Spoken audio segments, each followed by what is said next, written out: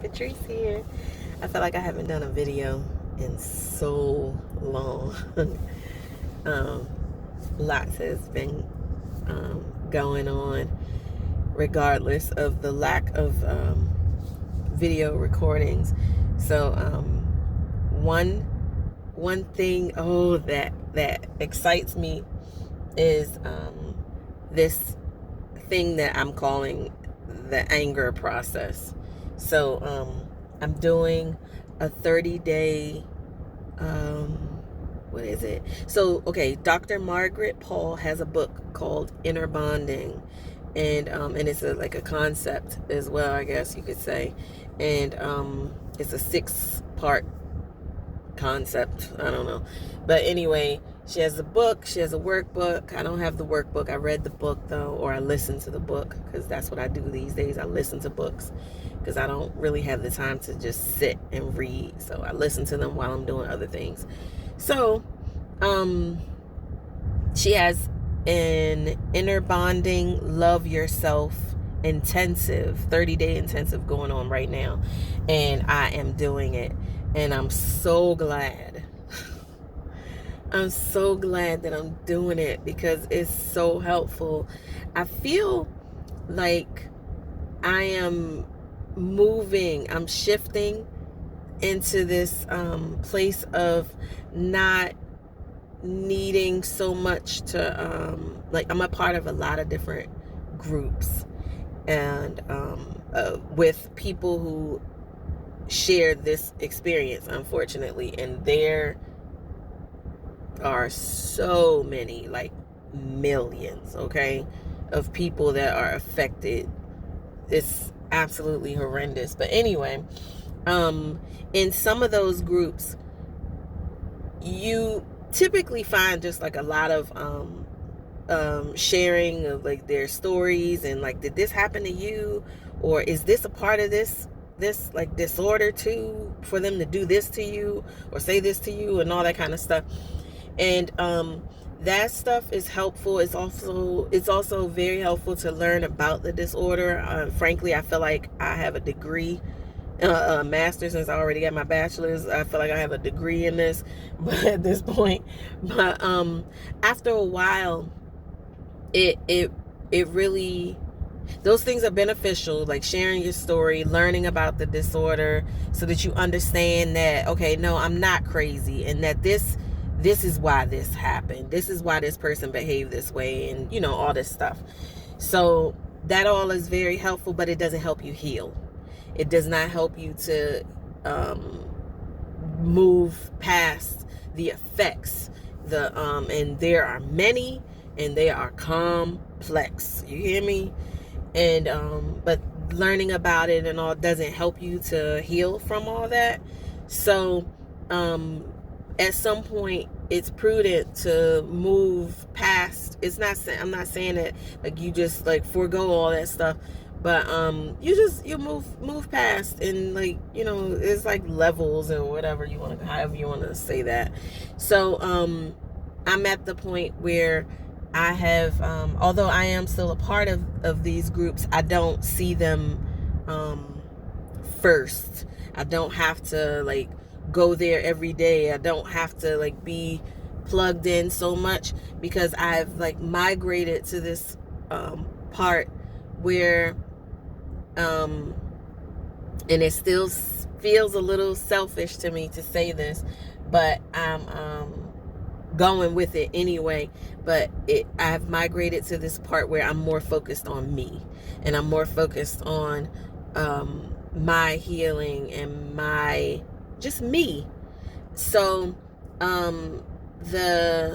between the Inner Bonding 30-day intensive that I'm doing, and this book by Jackson McKenzie called Whole Again, I can't tell you how happy I am. So even when I'm upset and and sad, because I have more tools and I understand better how to cope and deal. And the first step is it's all very simple, but it's not easy. And so the first step is to simply feel your feelings, and not try to do something to numb them, whether that be like people. That's why a lot of people have addictions of all sorts. And I don't have like addictions per se. In fact, I refuse to have like a glass of wine if I am upset, because I am not trying to establish any new and crazy habits. No, thank you. So, but what I have noticed is that I have in the past, I haven't done it lately, I will start cleaning. I will get on a cleaning frenzy and get real just like crazy with cleaning. And I've even stopped doing that. My house is a mess. No, I'm just kidding. My house is not a mess. But I stopped doing that because it was another way of numbing the pain and not dealing with the pain of whatever was going on at that time. And so one day, because I don't want to make this video too long, I'll just like do another video probably. So, well, yeah, definitely. Anyway, so one day, my assignment was to go through this anger process, and I love this anger process. I love the third part of it. It's 3 parts. So, and it was great because the day that she introduced me to this anger process, I'm talking about Dr. Margaret Paul, I was angry. So I was like, yeah, like, you know, I was happy. I was angry. So, the thing was, I don't want to say what I was angry about because I don't want to like out people, or, you know, I don't want to be mean or anything like that. So, in this anger process, you were to think about a situation that, where, maybe somebody did or said something and you got angry as a result. So you look at that situation and let me get out my little notebook because I have written stuff down. So you go ahead and you think about whatever it was that upset you, and instead of just like kind of stewing over it and not really dealing with it in a productive way, you imagine that the person that you're angry with is sitting in front of you, and you let your angry protective self or wounded child, whatever you want to call it, you let that part of you tell them off, you know, and say in detail everything that you wish you could say to them, but it might be too mean to say, and you're nice, so don't do that. So you scream, cry, hit the pillow, whatever you need to do, you get it all out. Step 2 is, it says, now ask who this person reminds you of from your past. And you let your wounded self yell at that person and say whatever you need to say and get it all out. And it's good, I found it's good to do this out loud in a space where you're like by yourself, because you don't want to, you know, affect anybody else with your stuff. Then, this is my favorite part of it. You come to the present and let your angry inner child do the same thing with you, expressing anger, pain, resentment towards your wounded self for your part in the situation, or for treating yourself the way the people in parts 1 and 2 treated you. So that part was amazing for me, because here's the thing, like, people always, if somebody, you know, says something or does something and you get upset, that's your fault. It's your problem. You know, it's not theirs. People are going to do what they're going to do. People are going to say what they're going to say, you know, all that good stuff. But the fact that you got so touched by it means that there's something inside of you that you need to look at, you know, not them. I mean, yeah, they got their own stuff, but that's for them to deal with. You can't deal with somebody else's stuff. And so I looked at my inner child. Like, it doesn't work for me to have a younger picture of myself, because I'm like, oh, she's cute, the end. Or having a doll baby that I'm looking at as my inner child, and I'm like, okay, what's wrong? And that doesn't work for me. But what does work, and I'm grateful for this because it's easier, is to just like kind of go inward and say to myself, okay, Patrice, I think of myself like as I think of one of my children or a really good friend, and I'm like, okay, what can I do for you? What do you need in this moment? Child.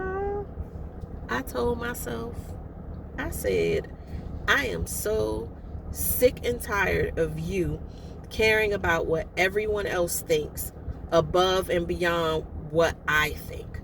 I am so tired of you, like, not even having me in the equation and always just caring about what this person feels and what this person says and what this person thinks above what I feel and say and think. There was I don't know how much to say. Anyway, yeah, I don't want to go there.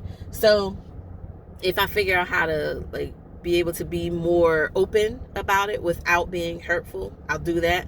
But until then, I'm not gonna, So I like went off on myself just as bad as I went off on the other two people in this anger process.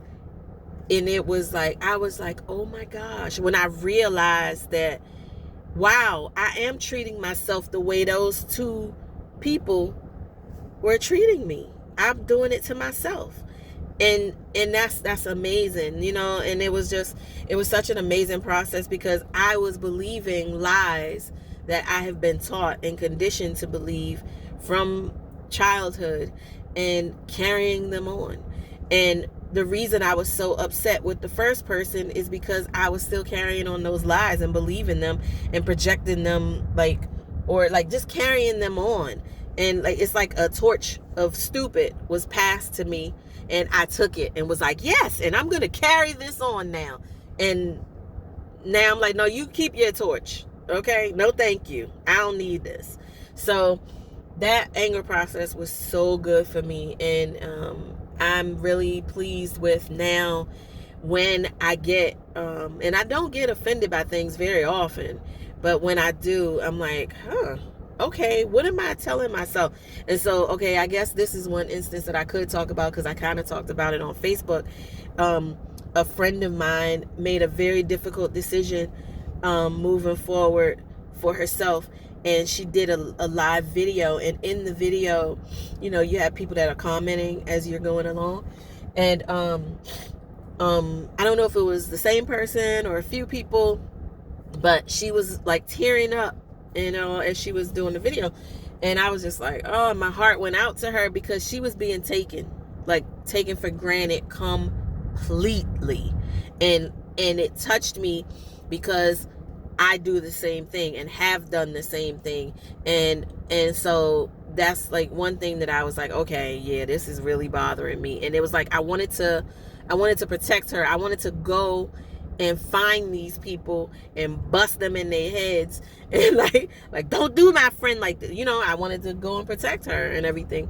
And so that was going on as I'm watching her in the video. Then I see people commenting, a few of them, and they were like, oh, don't cry, please don't cry. And I'm like, what? And so I wrote this post on Facebook, and I was saying, like, how dare you? Like, I'm surprised sometimes because I do live in this like protective bubble where I am like, I avail myself to a lot of different things. I learn, I research, I'm always learning something new. And I have such a wide range of personalities on my social media sites.